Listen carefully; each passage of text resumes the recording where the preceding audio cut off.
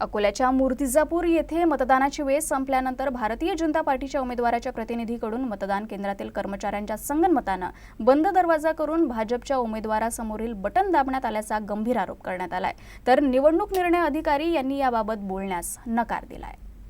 अकोल्याच्या मूर्तिजापूर येथील प्रभाग क्रमांक 1च्या पंचायत समिती कार्यालय मतदान केंद्रावर सायंकाळी वेळ संपल्यावर भाजप उमेदवाराच्या प्रतिनिधी आणि मतदान केंद्राच्या कर्मचाऱ्यांकडून भाजपच्या उमेदवाराच्या समोरील बटन दाबून बोगस मतदान केल्याचा आरोप दुसऱ्या पक्षाच्या वतीनं करण्यात आला।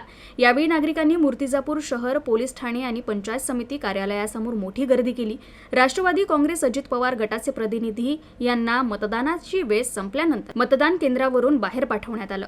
मात्र भारतीय जनता पार्टीच्या उमेदवाराच्या प्रतिनिधी आणि कर्मचारी हे आतच होते आणि त्यानंतर आत भाजपच्या प्रतिनिधी आणि कर्मचारी यांनी संगनमतानं सदर प्रकार घडवून आणल्याचा राष्ट्रवादीनं आरोप केलाय।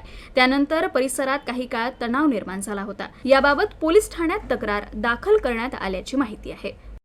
ऐसा इलेक्शन होने के बाद में अंदर कोई भी नहीं था, सब प्रतिनिधि जो भी थे सब अपने अपने घर में चले गए। अंदर रात में तो कोई नहीं था, सिर्फ ये अनिता देवीकर ये अंदर गई। बाहर से ताला लगा था ना, अंदर जाके क्या कर रहे थे और वो अंदर जाने के बाद में सब पटना दबा रहे थे। कौन दबा रहा था? ये अनिता देवीकर सब पटना दबा रहे। देवीकर कौन है बोलो?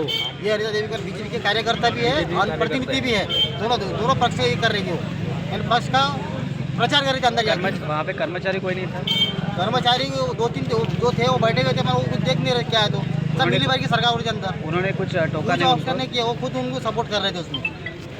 ये उसके बाद में कैसा है, हमारा जो भाभी खड़ी है यहाँ पर राष्ट्रवादी कांग्रेस से खड़ी हुई है, तो उनको 2 बार घर पे आके धमकियाँ भी देके गए। किसने धमकी दी? ये अपने बीजेपी वालों ने धमकी देके गए, तुम अगर चुन के भी आएगा बोले तो हम मोहल्ले में काम होने नहीं देंगे, ऐसे उनकी प्रतिनिधि जो उम्मीदवार है उन्होंने हमको धमकी दी। ऐसा टाकायला लोक येत होते ना, तो ते एक प्रतिनिधी बाई अनिता देवकर आहे ना, ते लोकांना स्वतः जाऊन बटन दाखवत होती की हे असं बटन दाबवा।